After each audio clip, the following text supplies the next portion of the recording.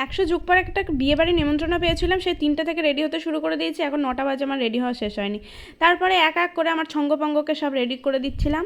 আজকের hair style দেখো, 30 টাকা দিয়ে আমার বর আমার জন্য এই জুঁই ফুলের মালাটা কিনে এনেছিল, তাই একটু ক্যাত মেরে দেখাচ্ছিলাম হেয়ার স্টাইল। তারপরে টাটা করে আমরা বেরিয়ে পড়লাম বিয়েবাড়ির উদ্দেশ্যে। বিয়েবাড়ি চলে এসেছে, এবার আমি স্টার্টার খাচ্ছি, দেখো আলু ভাজা খাচ্ছিলাম। এরপরে আমি কিন্তু ফুচকা খেয়েছি। এরপরেই চলে এসেছে ড্রাই চিলি চিকেন, যেটা খাওয়ার জন্য আমরা সবাই ঝাঁপিয়ে পড়েছিলাম। আমার একটা যুদ্ধ চলছিল, সেটা হচ্ছে লিপস্টিক বাঁচিয়ে খাবার খাওয়ার যুদ্ধ। লিপস্টিকটা তো বাঁচাতে পেরেছি, কিন্তু খাবারটাই পড়ে গেছিল। এই যে আমাদের আলু ভাইয়া, আলু ভাইয়া।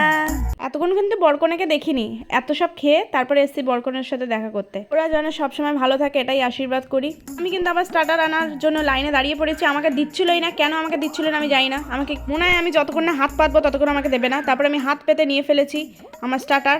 তারপর আমি আর আমার শাশুড়ি মা দুজন মিলে কম্পিটিশন করে খেতে শুরু করে দিয়েছিলাম। খাবারের জায়গায় লাইন পড়ে গেছে, তাড়াতাড়ি আসো তাড়াতাড়ি আসো। আমি আর আমার দেওর কিন্তু ছুটে ছুটে চলে যাচ্ছি খাবারের জায়গায়। ভাই রে ভাই, ছুটে তো এসে খুব গরম লেগে গেছে, ঘামটা তাই মুছে নিচ্ছি। তারপরে আমি কিন্তু আলুর সাথে খেলে নিচ্ছি একটু। সবাই মিলে অপেক্ষা করছি কখন একটু বসার জায়গা পাবো। এই সিটের সামনে দাঁড়িয়ে থাকাটা খুবই বিরক্তকর, আমার তো খুবই খারাপ লাগে, কিন্তু কিছু করার নেই। সবাই করলে আমাকে তো করতেই হতো। তারপরে কিন্তু প্লেটটা বের করে নেওয়া হয়েছে। প্রথমেই চলে এসেছে রাধা বল্লভী আর মটন কিমা দিয়ে চানা মশলা। ব্যাস আমার চটপট করে কিন্তু ছিঁড়ে এই মুখে। এরপরে পাতে চলে এলো ফিশ চপ আর স্যালাড। ফিশ চপটার পোস্টমর্টম করে আমি বোঝার চেষ্টা করলাম এটা কি মাছ দিয়ে তৈরি, কিন্তু বুঝতে তো পারলাম না। তারপরে শশা চিবিয়ে একটু বুদ্ধি খোলার চেষ্টা করলাম, বুদ্ধিটা খুললো না। তারপরেই চলে এলো কাতলা মাছ আর পিস পোলাও, যেটা খেতে খুবই ভালো লাগছিলো, ঝরঝরে ছিল পোলাওটা। তারপরেই চলে এলো লেগ পিস, দেখো লেগ পিসের সাইজটা কিন্তু ভালোই ছিল। তারপর আবারও সেই লিপস্টিক বাঁচিয়ে খাওয়ার চেষ্টা, কিন্তু এবারে আমি সাকসেসফুল হলেও নাকে ছিটকে গেছে ঝোল। এরপরেই পাতে দিয়ে দিয়েছিল চাটনি, পাঁপড় আর মিষ্টি।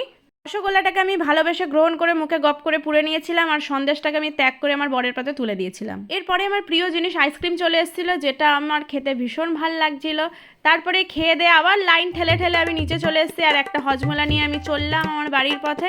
আজকের মতো টাটা, দেখা হচ্ছে আবার নেক্সট ভিডিওতে।